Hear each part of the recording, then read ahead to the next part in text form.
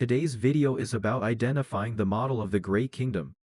Let's dive into the details. Today's video is about potentially identifying the model of the Great Kingdom. Spoiler alert, it's not Atlantis. Let's dive into the details. First, the Void Century is based on Greek mythology, as seen with Uranus, Pluton, and Poseidon. However, characters like Emeth and Zunesha are not from Greek mythology. When we translate these into Greek mythology, we arrive at a specific civilization and island. Emeth originates from Judaism and represents a golem. When we translate this into Greek mythology, it corresponds to Talos, the automaton that protected Crete. Just like how Emeth is told to be ready in times of need, Talos also emphasized protection. Poseidon in Greek mythology is indeed a god of the sea. However, since Poseidon is a male god, he doesn't quite fit as the model for a mermaid. Instead, his wife Amphitrite might be the model for the mermaid. Amphitrite is known to have countless giant sea creatures and sea beasts under her care. Additionally, there is a story where she hid in a palace to avoid marrying Poseidon, which aligns well with the characteristics of a mermaid in hiding. I'm glad you liked it. I've always wondered why Poseidon, a male god, is used as a title for a female character. If the model is Amphitrite, it makes much more sense. Zunesha. This seems to draw inspiration from the Indian elephant god Ganesha. In Greek mythology, this would correspond to the Cyclops, a one-eyed blacksmith god. There's a theory that the Cyclops myth originated from the misinterpretation of large elephant fossils, with the nasal cavity being mistaken for a single eye. The Cyclops were also known for building many walls. Similarly, Japan has a one-eyed blacksmith god, Amenemo Hito no Kami. Combining these two myths could have inspired the creation of Zunesha. The link between Zunesha and Wano country might have been derived from this synthesis. Emeth guarded Crete, and Zunesha's fossils were also found on Crete.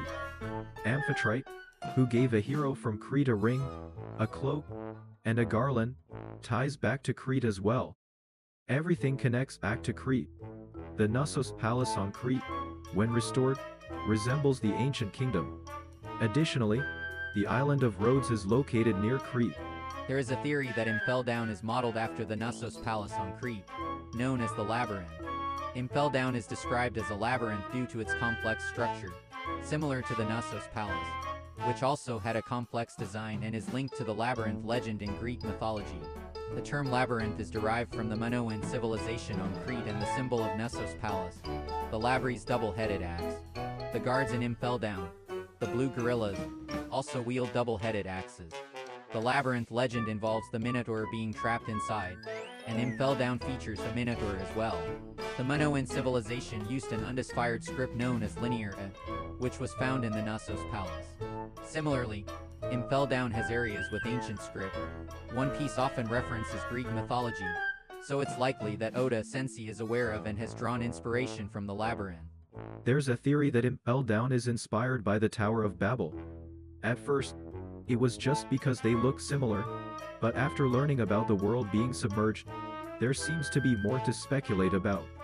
It feels like there are a lot of references to Norse mythology, Greek mythology, and the Old Testament, but I wonder if these influences are divided by the different factions? The civilization that flourished on Crete is called the Minoan civilization, which traded with Egypt and used a unique script known as Linear A. In One Piece, Egypt is represented by Alabasta, and Linear A would correspond to the ancient script. For those interested, researching Crete or the Minoan civilization might reveal more intriguing parallels. Taking this into consideration, could Joy Boy be modeled after the hero Theseus? The hero mentioned in the story of Amphitrite is Theseus, who was taken to the sea palace by dolphins.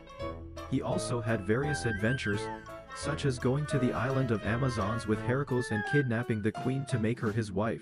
What if the name of the ancient kingdom was Kronos and it is now known as Hashinozu? This concludes the video. If you enjoyed it, please give it a thumbs up and subscribe to the channel. What do you think about this theory? I look forward to reading your comments.